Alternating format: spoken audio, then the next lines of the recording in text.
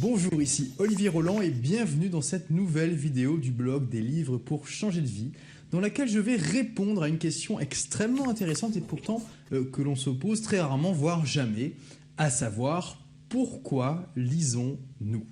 Et je pense que c'est une question qui peut être vraiment intéressante.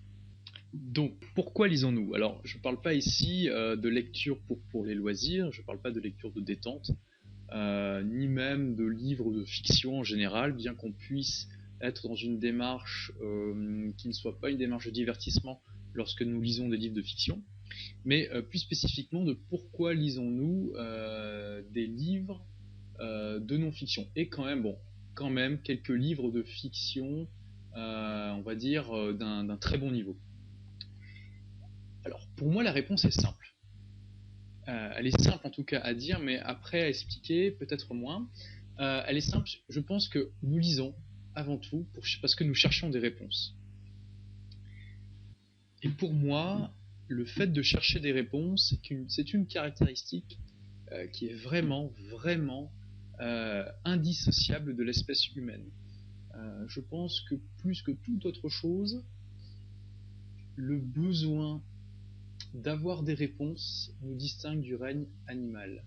C'est-à-dire que, comme les animaux, nous partageons deux fondations, deux bases sur lesquelles notre vie s'appuie, à savoir le besoin de survivre et le besoin de se reproduire. Ça, on va dire, ces deux instincts fondamentaux, ces deux bases, de solides piliers sans lesquels eh bien, l'espèce humaine ne serait pas ce qu'elle est, et c'est la même chose pour tous les autres animaux. Par contre, l'espèce humaine a un pilier, un besoin fondamental supplémentaire. Juste survivre et juste se reproduire, ça ne lui suffit pas. Il lui faut quelque chose de plus. Et ce quelque chose, en gros, bien qu'il puisse prendre de multiples formes, se résume à « nous avons besoin de réponses ». Mais des réponses à quoi? Bien évidemment, je pense que nous cherchons des réponses à des questions. Des questions qui viennent elles-mêmes de contraintes qui se posent à nous. Alors, pour tenter d'expliquer un petit peu ce concept, eh bien, je vous propose de faire une petite plongée dans notre passé et d'imaginer les premiers hominidés qui ont réussi à maîtriser l'outil, c'est-à-dire les premiers ancêtres des humains qui se sont distingués de leurs cousins les grands singes par l'utilisation d'outils qu'ils n'ont pas seulement utilisé tel quel, c'est-à-dire ils n'ont pas trouvé un caillou dans la nature et ils n'ont pas cassé une noix avec, mais ils ont été modifiés la pierre qui se trouvait à l'état naturel pour en faire quelque chose de supplémentaire qui n'avait jamais existé auparavant, en créant ainsi les premiers outils. Donc d'après les derniers articles que j'ai pu lire, les premiers galets aménagés, donc les premiers outils, les plus anciens qu'on a retrouvés, ont été apparemment utilisés par l'Homo habilis, qui est une forme d'être donc de l'espèce humaine qui vivait il y a environ 2,5 à 1,8 millions d'années. Alors, c'est ça qui a marqué vraiment la naissance de l'espèce humaine telle qu'on la connaît aujourd'hui, c'est l'invention de l'outil fabriqué. Parce que en quoi ça nous distingue du règne animal et en quoi c'est lié à notre besoin de réponse. Je vais vous expliquer tout ça. Donc faisons un peu imaginons, nous sommes un Homo habilis, on n'a pas une capacité crânienne extraordinaire. La capacité crânienne de l'Homo habilis est d'environ 550 à 700 cm3, alors que l'être humain, ça va de 1200 à 2000. Il y a des grandes variations entre de volume possible entre les crânes des êtres humains. On mesure environ entre 1m20 et 1m50, on pèse 30 à 40 kg. Donc vous voyez, on n'est pas bien costaud. On est quand même très semblable à des singes. Clairement, si demain il y avait un Homo habilis qui se baladait dans la rue, on verrait tout de suite qu'il y a un problème, que c'est pas c'est quelque chose d'un peu bizarre, que ça ressemble à un singe. Il y a peut-être quelque chose en plus, surtout s'il se balade avec un outil sur lui. Mais grosso modo, ça reste un membre de l'espèce humaine très archaïque. Eh bien, il y a un moment donné, il y a un de ces Homo habilis, à une époque où il n'y avait pas encore d'outils qui avaient été inventés ni utilisés, d'outils fabriqués en tout cas, eh bien, il a eu une contrainte qui s'est posée à lui. C'est-à-dire qu'en fait, qu'est-ce que c'est qu'une contrainte déjà? Eh bien, c'est tout simplement quelque chose qui se met entre le désir que nous avons par rapport à quelque chose et cette chose. Donc une contrainte peut s'assimiler finalement à une frustration, c'est-à-dire qu'on nous empêche de réaliser un désir. Sans doute que les désirs des Homo habilis étaient assez frustres. Ils avaient sans doute, comme la plupart des animaux, surtout envie de survivre, de se reproduire. Et pour survivre, il fallait qu'ils mangent, il fallait qu'ils se protègent des prédateurs. Voilà, en gros, ça devait se résumer à ça. Eh bien, un jour, un de ces Homo habilis a eu une contrainte qui s'est posée à lui. Par exemple, il a pu tomber, je sais pas moi, sur un cadavre d'animal, par exemple un cadavre de crocodile, qui était trop dur, dont la carapace était trop dure pour qu'il puisse la manger. Pour qu'il puisse, oui, voilà, manger la chair, et avec ses doigts et ses ongles, il ne pouvait pas entamer la carapace de l'animal. C'est un exemple, hein, on n'a absolument aucune idée de ce qui s'est passé réellement, mais ça a pu se passer comme ça. Eh bien, avant lui, il y a sans doute des milliers, voire peut-être plus d'Homo habilis à qui s'est posé la même contrainte. Donc, il y avait ce désir de manger l'animal, la contrainte qui était la dureté de la carapace ou de la peau de cet animal qui les empêchait de réaliser ce désir de le manger, et qui en sont restés là, parce que cette contrainte-là leur a paru absolument insurmontable. Du coup, ils sont restés sur leur faim, peut-être même qu'ils sont morts de faim à cause de ça. En tout cas, ce qui est sûr, c'est qu'ils sont partis le ventre vide, et ils ont dû trouver d'autres solutions. Mais un jour, il y a cet Homo habilis qui a rencontré cette contrainte. Il avait faim, et il voit cet animal avec une carapace qui l'empêche d'atteindre les chairs succulentes, bonnes, il le sait, qui sont en dessous. Et à ce moment-là, il se passe quelque chose de vraiment un peu miraculeux, de très fort. Cet Homo habilis devait peut-être être un génie pour son espèce. Il perçoit la contrainte, et là, il y a un mécanisme de réflexion, il y a un mécanisme cognitif qui va se mettre en place chez lui, et il va imaginer une solution pour dépasser cette contrainte. Alors, peut-être que, sans doute que ça ne s'est pas matérialisé chez lui sous la forme d'une question avec des mots. Sans doute qu'à cette époque-là, a priori, l'Homo habilis, il n'y avait pas de parole, il n'y avait pas de langage. Mais dans son esprit, il y a eu cette contrainte, j'ai faim et je ne peux pas atteindre la chair de l'animal. Et il y a eu cette forme de question, elle s'est sans doute pas posée avec des mots, mais elle s'est posée à un moment: comment je peux faire pour dépasser cette contrainte? Donc là, on a une contrainte qui est là et qui pose question. Une contrainte qui a posé question à cet Homo habilis. Et lui, déjà sans doute que le fait qu'il se pose la question, ça le distinguait déjà sans doute de la majorité des autres Homo habilis. Mais peut-être qu'il y a eu d'autres Homo habilis qui s'étaient posé la question aussi, qui n'avaient pas trouvé de réponse. Mais lui, sans doute que ça s'est pas fait tout seul, sans doute que ça s'est pas fait tout de suite, peut-être qu'il a rencontré beaucoup de cadavres d'animaux comme ça avant que la solution lui vienne. Peut-être qu'il a vu un exemple dans la nature de quelque chose de tranchant. En tout cas, il a compris que en prenant une pierre qui existait, une des pierres qui était autour de lui, et en la modifiant, il était capable de trouver une réponse à cette contrainte. Donc une réponse à la question: comment dépasser cette contrainte. Il a imaginé dans sa tête, il s'est projeté dans le futur, il a vu la pierre, il s'est dit, sans doute toujours pas avec des mots, hein, mais à sa manière à lui, rudimentaire, néanmoins beaucoup plus efficace que tout ce qui avait existé auparavant dans le règne animal, sans doute. Il a vu la pierre telle qu'elle est et il l'a imaginé dans le futur, après plusieurs étapes que lui imprimerait à la pierre. Donc il a vu la pierre dans le futur, adaptée à ses besoins et adaptée de telle manière que ça répondrait à sa contrainte, à savoir que la pierre serait tranchante une fois taillée et que cette pierre taillée lui permettrait d'éventrer, en tout cas de couper cette peau dure du crocodile ou de tout autre animal avec la peau dure et d'atteindre les chairs. Et ainsi, avec ce premier outil créé, était née une des caractéristiques fondamentales de l'espèce humaine.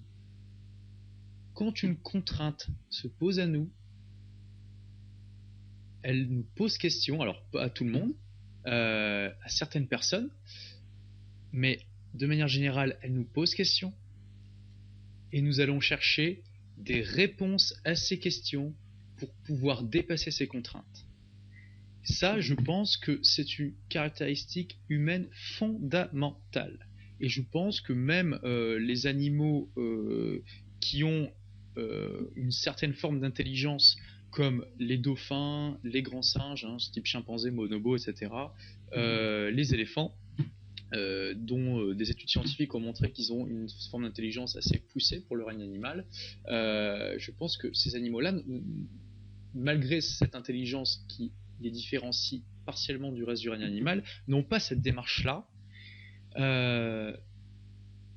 Contrainte égale question égale réponse. En tout cas, recherche de réponse. Donc vraiment, je pense que c'est ce qui caractérise l'homme par-dessus tout. Parce que, évidemment, ça s'est pas arrêté là.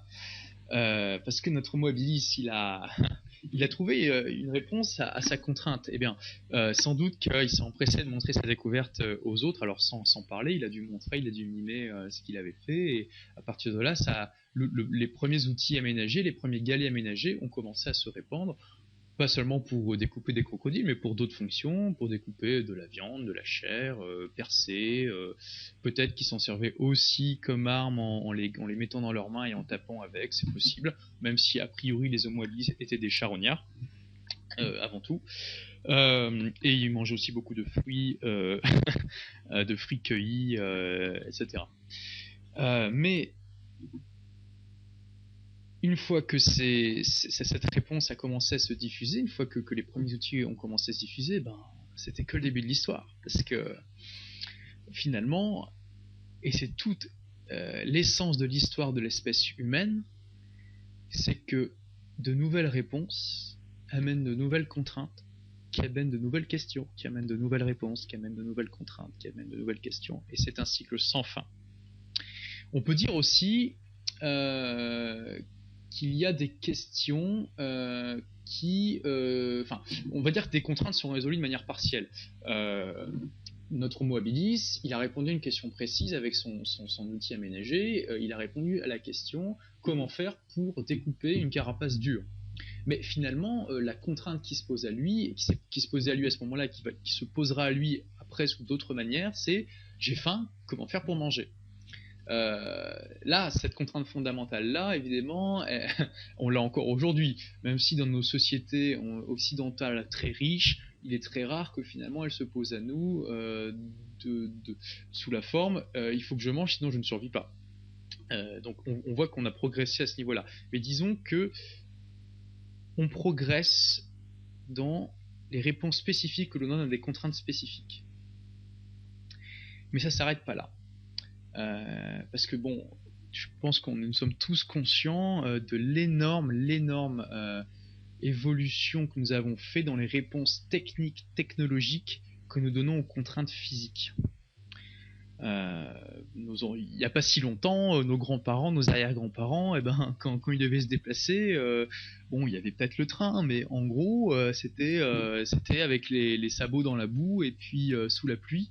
Et ils auraient bien aimé avoir un moyen de transport qui les fasse se déplacer vite, au chaud et sans se mouiller. Et bon, en 2 à 3 générations, on a eu ça, et aujourd'hui on est bien content de pouvoir se déplacer en voiture, en train, en avion.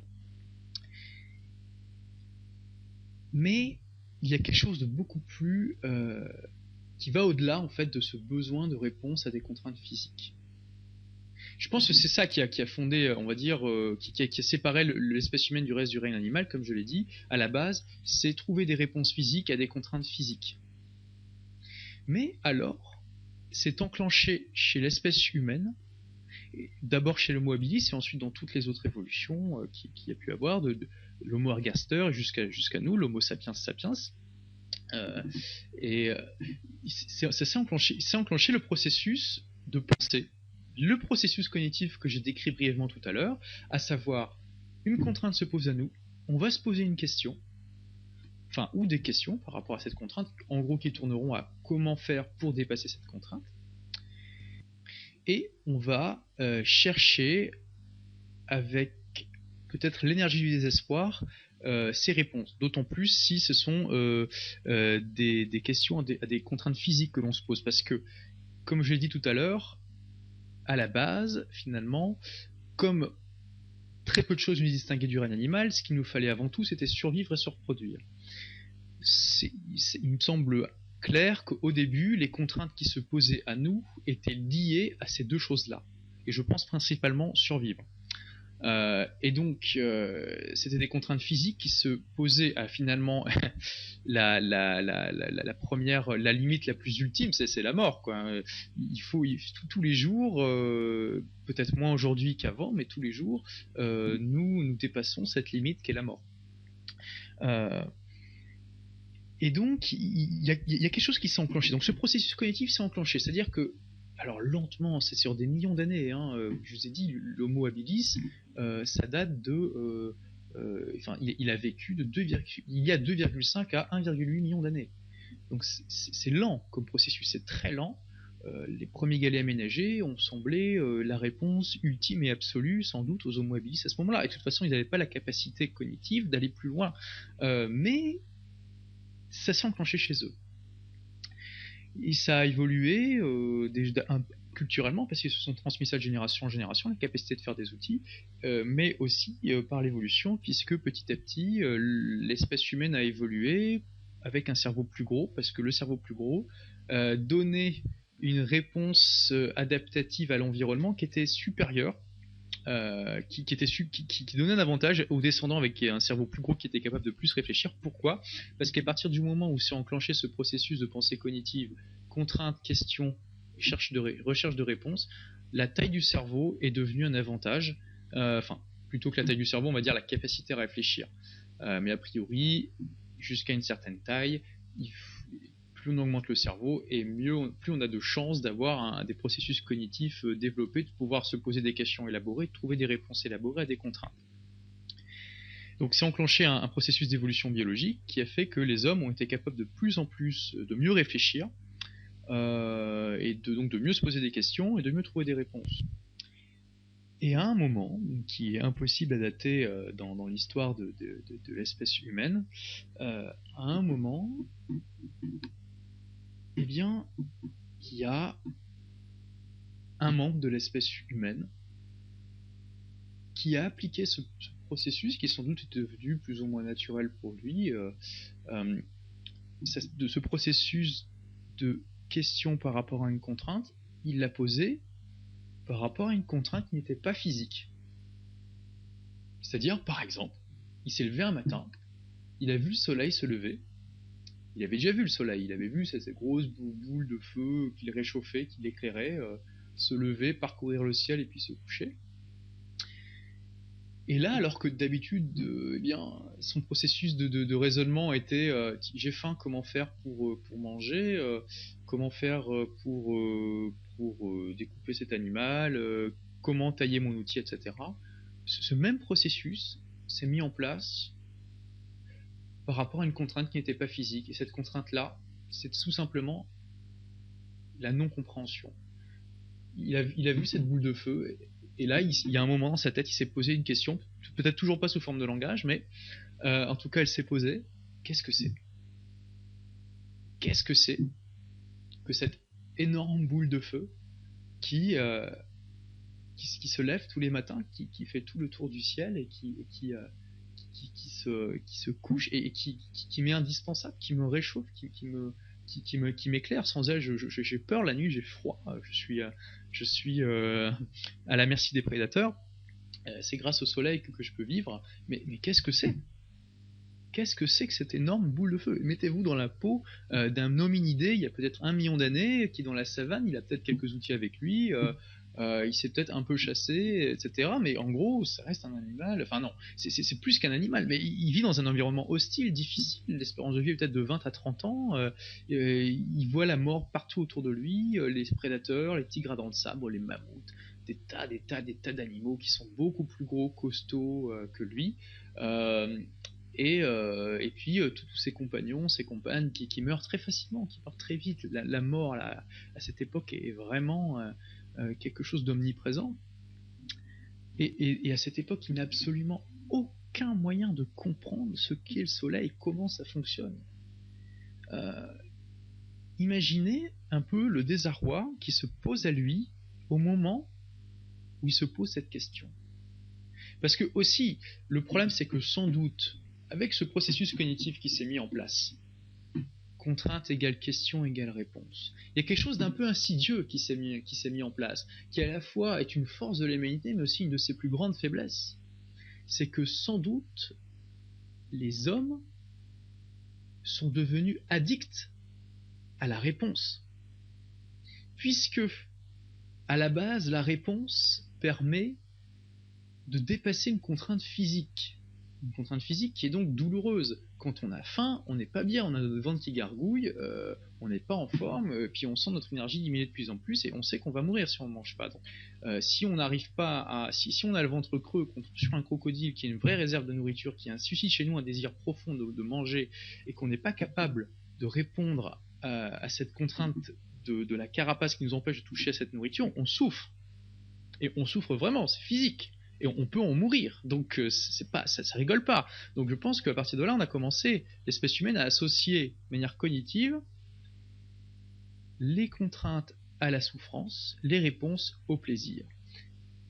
Et sans doute le fait de ne pas avoir de réponse au fait de souffrir. Et là notre hominidé qui se demande ce qu'est le soleil, il a un problème, parce qu'il ne sait pas du tout comment y répondre. Il n'a pas de réponse à ça. Il ne peut pas dire le soleil, c'est une grosse boule d'hydrogène et d'hélium, et à l'intérieur, il y a des réactions de fusion nucléaire qui se produisent entre deux atomes d'hydrogène qui forment ensuite un atome d'hélium, et c'est ça qui crée l'énergie, et c'est un système stable qui va durer 10 milliards d'années. Ça fait déjà 5 milliards d'années qu'il existe? Non. Tout ça, il n'y en a aucune idée. D'ailleurs, le fonctionnement du soleil a été élucidé qu'au début du XXe siècle, donc c'est très récent. Ça fait depuis très peu de temps qu'on comprend comment il fonctionne, le soleil. Alors je prends le soleil comme exemple, mais vous avez compris, ça peut se poser à plein de choses. Hein. Qu'est-ce que c'est que la pluie, d'où vient-elle? On n'a absolument aucune idée. Pourquoi l'eau tombe du ciel? D'où viennent les rivières? Pourquoi les montagnes? Qu'est-ce qu'il y a au-delà de la mer? Qu'est-ce que c'est que la mer? Pourquoi je suis là? Bon, alors, sans aller jusque ce genre de questions, mais déjà, il peut se poser des questions par rapport à son environnement. Qu'est-ce que c'est? Et là, c'est des contraintes, et c'est le fait qu'il n'ait pas de réponse, ça le fait souffrir. Donc du coup, ça devient des contraintes. Mais ce n'est plus des contraintes physiques, ce sont des contraintes conceptuelles. C'est-à-dire que là, la pensée de l'espèce humaine a fait un bond. Elle ne se met plus à réfléchir uniquement sur des problèmes physiques, mais sur des problèmes conceptuels, ce qu'on pourrait appeler des problèmes métaphysiques. C'est-à-dire que là, l'humanité ne va plus avoir seulement besoin de réponses pour des problèmes physiques, mais va avoir besoin de réponses pour des questions, on va dire, théoriques, conceptuelles, métaphysiques. Alors, quand est-ce que l'humanité a franchi ce bond? Là, on n'en a absolument aucune idée. Un bon indice, ça serait de savoir quand est né le langage. Sans doute que les hominidés se sont posés des questions comme ça dans leur tête sans mots avant l'apparition du langage, mais il est clair qu'à partir du moment où on peut mettre des mots sur les choses, donc associer un symbole à quelque chose et le communiquer aux autres, là notre capacité de penser, de réfléchir sur des concepts qui ne sont pas physiques, évidemment, devient beaucoup plus facile. D'ailleurs, même notre capacité de réfléchir sur des problèmes physiques devient plus facile. Ça facilite le langage, facilite la pensée d'une manière absolument ahurissante. C'est quelque chose qui a accéléré le fonctionnement, le processus cognitif des humains, sans doute depuis son sang. Enfin, je ne sais pas, mais est-ce qu'on peut imaginer aujourd'hui de pouvoir réfléchir sans pouvoir mettre des mots sur nos pensées ? Ça paraît complètement inimaginable. Pourtant, l'espèce humaine a sans doute fait ça pendant longtemps.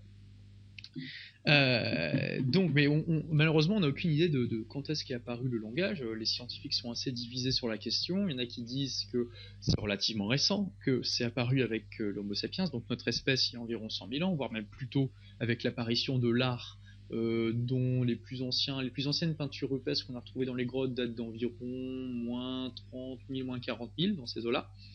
Et d'autres disent que le langage est apparu sans doute bien avant, peut-être sous une forme non verbale, sous forme de mime par exemple. Mais là, évidemment, on n'a aucune réponse précise parce que, eh bien, un langage, ça laisse pas de traces. Donc, c'est très difficile de répondre à ça. Mais en tout cas, à un moment dans l'espèce humaine, donc, eh bien, ce besoin de réponse s'est enclenché. De réponse à des questions conceptuelles s'est enclenché. Et ça a amené quelque chose d'insidieux, parce que comme on avait cette relation à la réponse, ou quand on a une réponse à une question qui vient d'une contrainte, on est heureux, on a ce soulagement physique, et quand on n'a pas cette réponse, on a cette souffrance physique, sans doute que notre cerveau était câblé comme ça, et que du coup on s'est mis à associer la non-réponse aux questions conceptuelles à la souffrance. Et à partir du moment où on n'a absolument aucune manière de répondre à ces questions, je vous dis, le soleil, qu'est-ce que c'est que le soleil ? On n'a pas pu répondre à ça avant à peine un siècle. Donc c'est vraiment, voilà. Alors, je pense que tous les hommes se posaient pas ce genre de questions, et pas sur tout, on peut pas réfléchir à tout, mais ça s'est posé à certaines personnes, peut-être celles qui réfléchissaient le plus, qui avaient en tout cas le plus de capacité à avoir ce genre de réflexion. Et ces personnes-là vivaient une souffrance profonde à ne pas avoir de réponse. Alors, c'est quoi la solution ? C'est quoi la solution ? Et évidemment, au-delà de toutes ces questions, à partir du moment où le langage est apparu, peut-être même un peu avant, il y a quelque chose de beaucoup plus fondamental encore que qu'est-ce que c'est que le soleil qui s'est posé à nous. C'est qu'est-ce que la mort ? Parce que la mort, c'est la contrainte ultime, comme je vous le disais tout à l'heure, c'est la limite ultime. Et on se bat tous les jours, peut-être plus avant qu'aujourd'hui, mais en tout cas on se bat tous les jours pour la dépasser, cette limite-là. Qu'est-ce que c'est que la mort ? Pourquoi les autres meurent-ils ? J'ai peur de la mort. Qu'est-ce qu'il y a au-delà ? Encore aujourd'hui, on est incapable de répondre à ces genres de questions. Et donc, quelle est la solution possible à toutes ces questions sans réponse qui nous font souffrir ? Eh bien, elle est simple. La solution possible à toutes ces à toutes ces questions sans réponse qui nous font souffrir, c'est tout simplement d'inventer la réponse. À partir du moment où on ne la connaît pas, on l'invente. Sans doute là qu'est née l'imagination, les histoires, les contes, etc. C'est pour ça que moi j'ai un peu de mal à imaginer ce genre de questions sans langage. Hein. Mais voilà, moi je pense que là on a vraiment, on touche du doigt l'origine des mythes qui existent, des mythes et des religions qui existent dans toutes les peuplades humaines, même les plus primitives que l'on connaisse, et qui sont extrêmement différentes d'une culture à une autre, mais on sait que même les tribus amazoniennes les plus primitives ont une cosmologie, une manière des dieux, une manière de répondre finalement à toutes ces questions sans réponse, parce que finalement notre hominidé, plutôt que de souffrir tous les jours en se demandant ce que c'est que le soleil, parce que finalement une question comme ça, une fois qu'on se l'est posée, c'est difficile de l'oublier. C'est plus simple pour lui de se dire quelque chose comme eh bien c'est un grand, c'est un être comme moi, mais beaucoup plus fort, beaucoup plus puissant, qui me veut du bien, puisque le soleil il me réchauffe, il m'éclaire, et qui tire ce soleil tous les jours. Bon, on peut imaginer des milliers de choses par rapport à ça. À partir du moment où on l'a imaginé, eh bien il suffit d'y croire. Il suffit d'y croire, parce que déjà, c'est bon, pourquoi pas y croire? Ça veut dire que c'est nous qui l'avons trouvé. On peut en plus avoir vécu peut-être une expérience mystique en pensant que, je sais pas, moi, c'est des dieux qui sont venus nous parler, ou des animaux, etc. Peut-être qu'on a mangé un champignon qui était aussi un peu, qui a entraîné ce genre de réflexion, mais on va se mettre à inventer des réponses pour combler ce besoin de réponses qu'on n'en a pas. Donc là, je pense que vous voyez bien que ce besoin de réponse est vraiment fondamental chez l'espèce humaine. Nous avons tous besoin de réponses à des questions qui se posent par rapport à nos contraintes aujourd'hui. Que ce soit des contraintes physiques, des contraintes, on va dire, du quotidien, comme comment faire pour gagner un peu plus d'argent pour que je puisse partir en vacances, comment faire pour créer mon entreprise, comment faire pour faire mon entreprise d'école, comment faire pour être riche, célèbre, aimé, etc. Comment, voilà, ça c'est des réponses, on va dire, à des problèmes physiques du quotidien. Mais on se pose aussi plein de questions sur des contraintes absolument pas physiques qui se posent à nous. Est-ce que Dieu existe? Est-ce qu'il y a une vie après la mort? Pourquoi nous sommes là? Pourquoi il y a quelque chose plutôt que rien? Tout ce genre de questions se posent à nous. Pourtant, quelque part, si on se contentait juste de survivre et de se reproduire, on n'aurait pas besoin de se poser tout ça.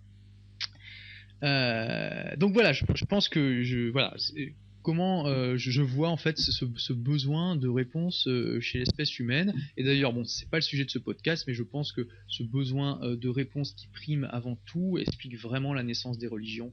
Bon, j'ai déjà signalé plusieurs fois sur mon blog, moi je suis un athée à 150%. Je pense que quand on étudie l'histoire des religions, on voit bien que c'est un phénomène culturel humain, on voit bien qu'elles se sont influencées entre elles, qu'il n'y a pas de révélation ultime, que pendant des milliers d'années, il y a des gens qui ont cru fermement à une religion, par exemple les Égyptiens. La religion égyptienne, elle a duré peut-être 4000 ans, et pendant 4000 ans, il y a des gens qui étaient persuadés que c'était la vérité. Aujourd'hui, plus personne n'y croit. Et donc on voit bien quand on étudie l'histoire des religions que ce sont un phénomène culturel, qu'elles se sont influencées entre elles tout simplement parce que ce sont des inventions, et parce que les hommes ont besoin d'inventer des réponses à des questions qui n'en ont pas, et surtout par rapport à des contraintes conceptuelles importantes qui se posent à eux. Et la première de ces contraintes, c'est la mort. Mais bon, c'est pas le sujet de ce podcast, donc cette parenthèse faite, j'en reviens à pourquoi nous lisons. Et là, je pense que vous comprenez beaucoup mieux ce que je veux dire quand je vous dis on cherche des réponses. Quand nous lisons, clairement, nous cherchons des réponses à toutes les questions qui se posent à nous. Et finalement, nous cherchons des réponses à toutes les contraintes qui se posent à nous. Quand je lis le livre Getting Things Done, je cherche des réponses à la contrainte. J'ai pas assez de temps, je suis pas assez organisé, je suis pas assez productif. Et là, cette contrainte qui finalement s'oppose à un désir. Le désir, je veux travailler efficacement, je veux produire de manière efficace parce que je veux atteindre cet objectif-là. Donc lire GTD, par exemple, c'est chercher des réponses aux questions: comment m'organiser mieux, comment gérer mon temps, comment se focaliser sur l'essentiel, qui viennent par rapport à la contrainte qui donc se pose entre notre désir et l'accomplissement de ce désir. Mais évidemment, les livres, ça nous apporte pas juste des réponses, parce que parfois, on n'a pas conscience de toutes les questions. D'ailleurs, la plupart du temps, on n'a pas conscience de toutes les questions qu'on peut se poser par rapport à une contrainte. Donc lire, ça permet aussi de nous poser des questions qu'on n'aurait pas eu l'idée de se poser par rapport à une contrainte. Et parfois, même souvent, en se posant les bonnes questions par rapport à une contrainte, la solution découle d'elle-même, de la question. Et parfois même, on n'a tout simplement pas conscience d'une contrainte, qu'une contrainte existe. par exemple, je pense que il y a plein de gens, et c'est pas un tard, hein, c'est pas un mal, mais il y a plein de personnes qui se sont jamais posé la question comment ça fonctionne le soleil et qui en ont absolument rien à faire. D'accord. Par contre, il y a certains membres de notre espèce qui se sont posé la question comment le soleil fonctionne et que cette question les a taraudés pendant longtemps. Donc, imaginons quelqu'un qui s'est jamais posé la question comment fonctionne le soleil. S'il lit un livre, le fonctionnement du soleil expliqué, je sais pas moi, parce qu'il est chez le médecin, il s'ennuie, il a ce bouquin sur la table, il le lit. Et là, il y a une contrainte qu'il avait jamais vue qui va lui apparaître. Donc, lire, ça permet de découvrir des réponses à des questions qu'on se pose par rapport à des contraintes, de découvrir de nouvelles questions par rapport à des contraintes et de découvrir de nouvelles contraintes. Alors, il va sans dire que malheureusement, si l'on découvre des nouvelles contraintes et qu'il n'y a pas de réponse à ça, pas de réponse définie, cela peut nous entraîner dans un cycle de curiosité, de passion, de questionnement sans fin, puisque comme je vous l'ai dit, comme je pense que je vous l'ai bien expliqué, je pense que le besoin de réponse chez les êtres humains est absolument fondamental. Et quand on trouve des contraintes qui nous posent question et pour lesquelles on n'a pas de réponse, et ben on a forte chance de se mettre à chercher, à se poser beaucoup de questions et à chercher des réponses et peut-être même à inventer des réponses ou en tout cas à se contenter de la première réponse inventée, venue, qui soit satisfaisante. Pour développer un petit peu le fait que les questions sans réponse sont une source de souffrance, moi je vous invite à lire le texte assez court de Voltaire, Histoire d'un bon brahman, que j'ai inclus dans l'article qui est lié à ce podcast. Et dans ce texte, Voltaire décrit de manière absolument admirable à quel point les questionnements métaphysiques sans réponse sont une source de souffrance pour les êtres humains. Mais alors, ce que j'ai dit juste avant, à savoir que comme c'est une source de souffrance, nous sommes prêts à, nous pouvons être susceptibles de nous contenter de la première réponse qui concorde à peu près à notre vision du monde et qui soit inventée, fait que on peut très facilement tomber dans le piège d'une réponse inventée qui n'a absolument aucune corrélation avec la réalité.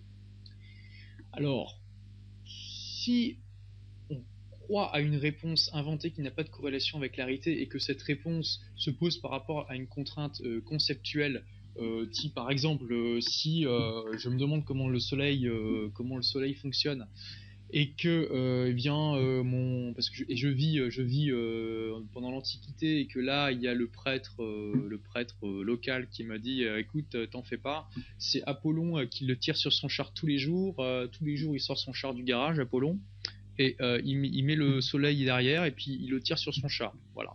Bon, ça n'a absolument aucune corrélation avec la réalité, mais néanmoins ça va pas me faire mourir. Disons que je serai content, j'aurai ma réponse, c'est pas pour ça que demain le soleil va s'arrêter de fonctionner.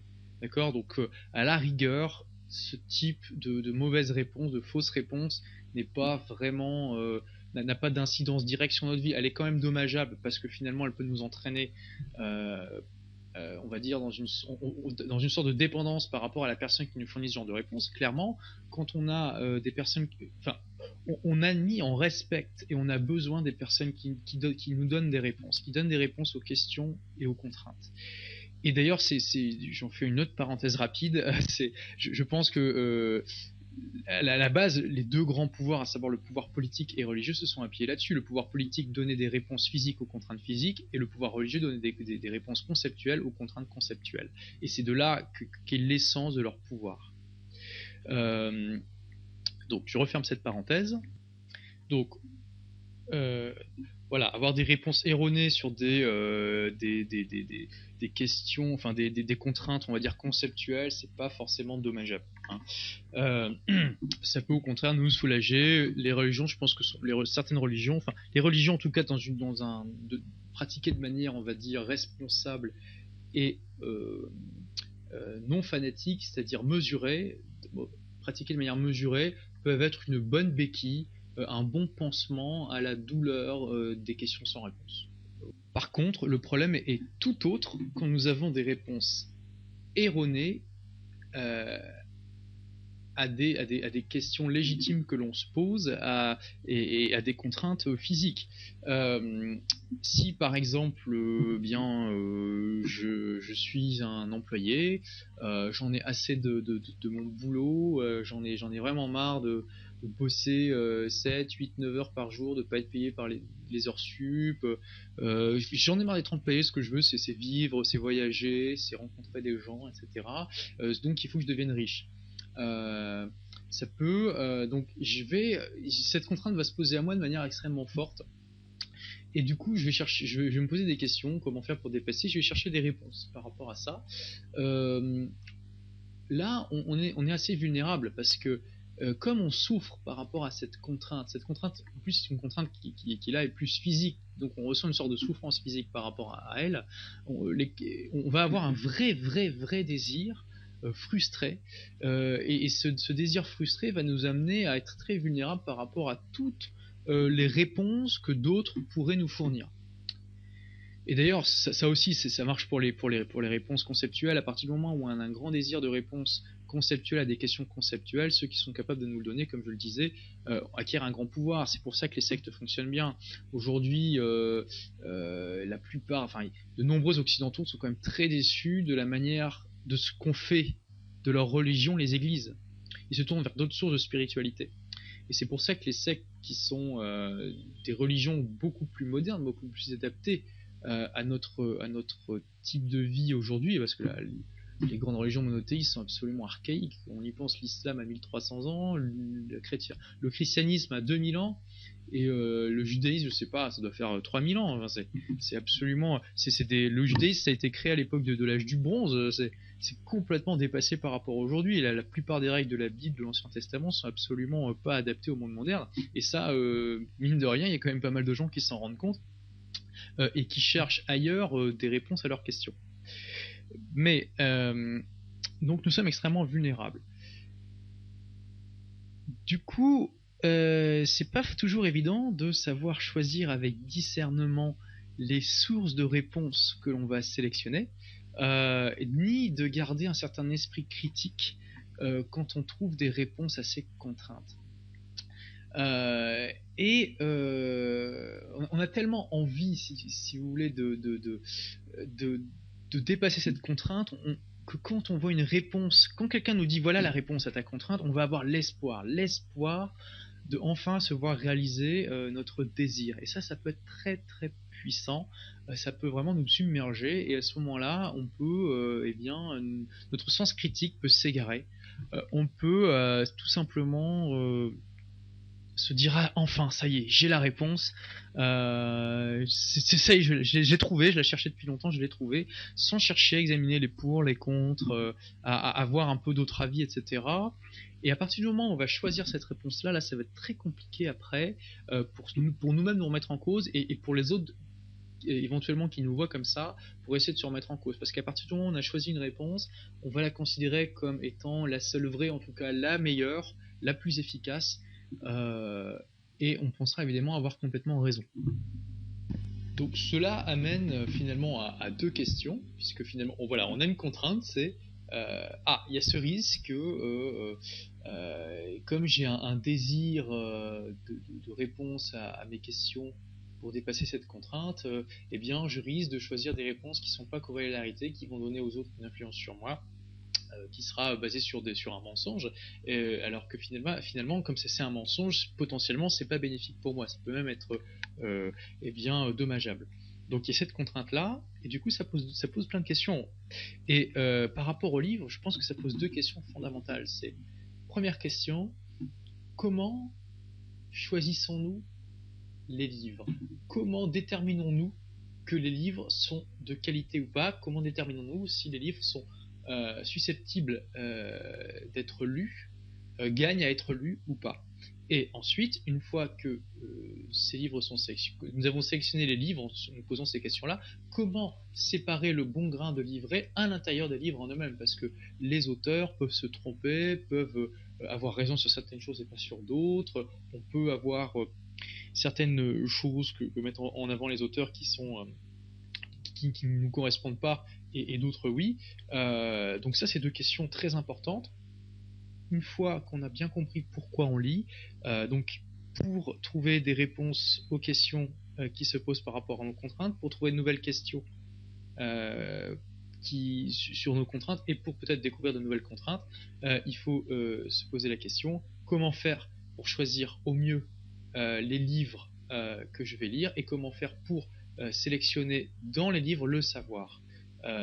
Et là, étant donné que le podcast est quand même déjà assez long, on a déjà dépassé les 45 minutes, j'en parlerai. Alors, le prochain podcast, ce sera une chronique de livres, mais le podcast d'après, je répondrai spécifiquement à ces deux questions. Simplement, avant de conclure, je rappellerai que si rechercher des réponses dans des livres, c'est une excellente manière d'en trouver, parce que il est évident que heureusement qu'on n'a pas à réinventer la roue tous les jours.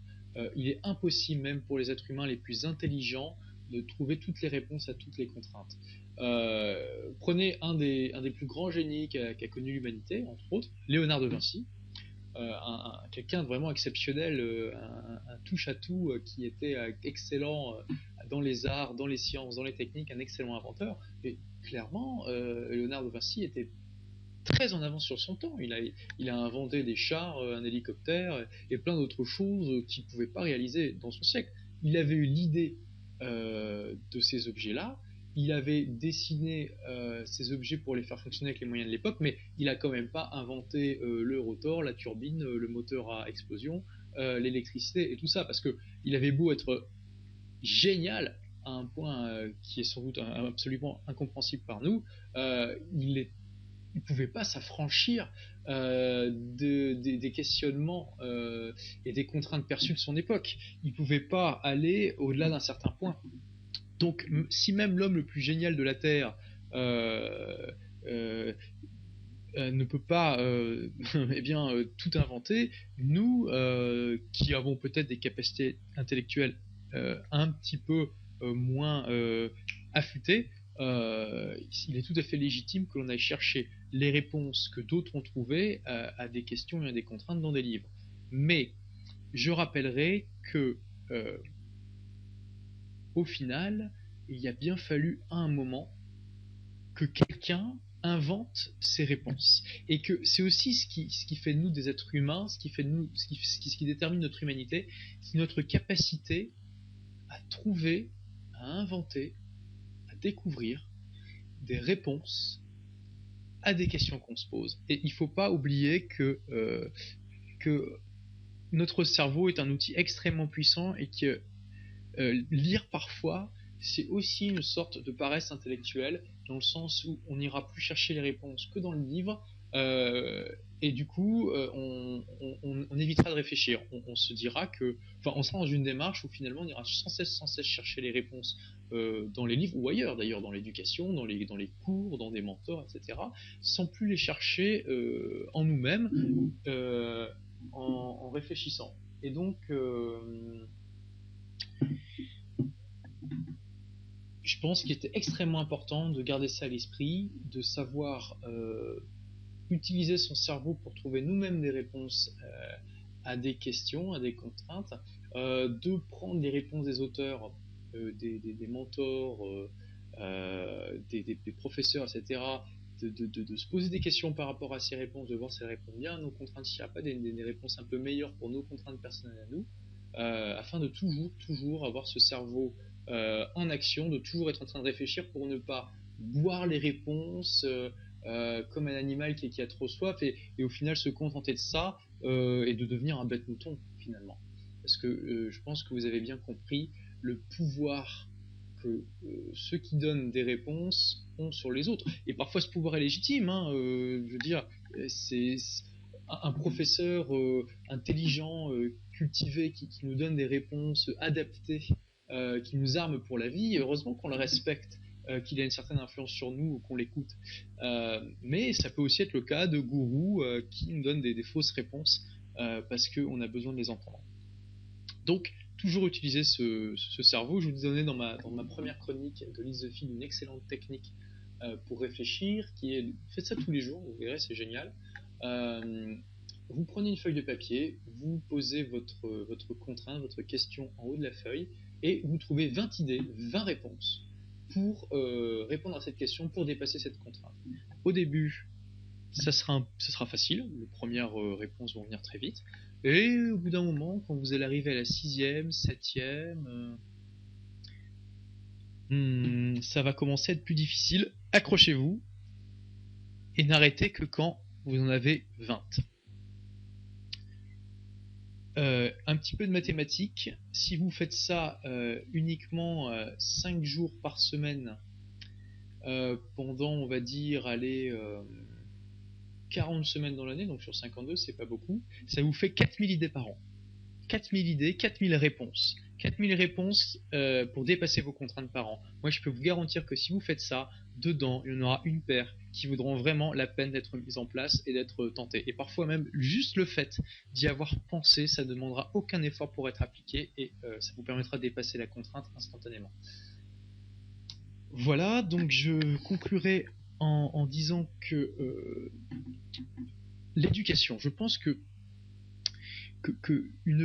une bonne éducation, une excellente éducation, au final, c'est une éducation qui est capable de percevoir avec le plus d'acuité les contraintes, qui est capable de poser les meilleures questions par rapport à ces contraintes, et qui est capable, qui donne la capacité qui donne les réponses, les meilleures réponses à ces questions, et donc les meilleures réponses capables de dépasser ces contraintes. Et une éducation, évidemment, c'est pas uniquement par le livre, hein, c'est aussi à l'école, au contact des uns et des autres, de personnes, de mentors, etc. Et aussi par les réponses que l'on trouve nous-mêmes en réfléchissant. Mais je pense que les livres sont un excellent outil pour une excellente éducation. Et je rajouterai, ce sera le mot de la fin, que ce qui selon moi caractérise une éducation de très haut niveau, c'est au-delà de cette capacité à percevoir les contraintes avec acuité, de poser les bonnes questions et de trouver les meilleures réponses, c'est d'être capable de comprendre, d'accepter, d'admettre qu'il y a des questions sans réponse et que parfois il vaut mieux vivre sans réponse en souffrant peut-être un peu de cette absence de réponse que de se précipiter sur la première réponse venue. Voilà, c'est la fin de cette vidéo. Merci de l'avoir suivie. J'espère qu'elle vous aura aidé à y voir un petit peu plus clair et à peut-être comprendre pourquoi vous lisez. Et donc, je vous invite, si vous souhaitez avoir d'autres vidéos, d'autres podcasts, des chroniques également vidéo et textes de livres exceptionnels, à venir sur mon blog Des livres pour changer de vie. Il vous suffit de taper Des livres pour changer de vie dans Google. Si vous avez aimé cette vidéo, pensez à cliquer sur j'aime dans YouTube et à la partager sur Facebook et sur Twitter. Et je vous dis à très bientôt pour de nouvelles aventures.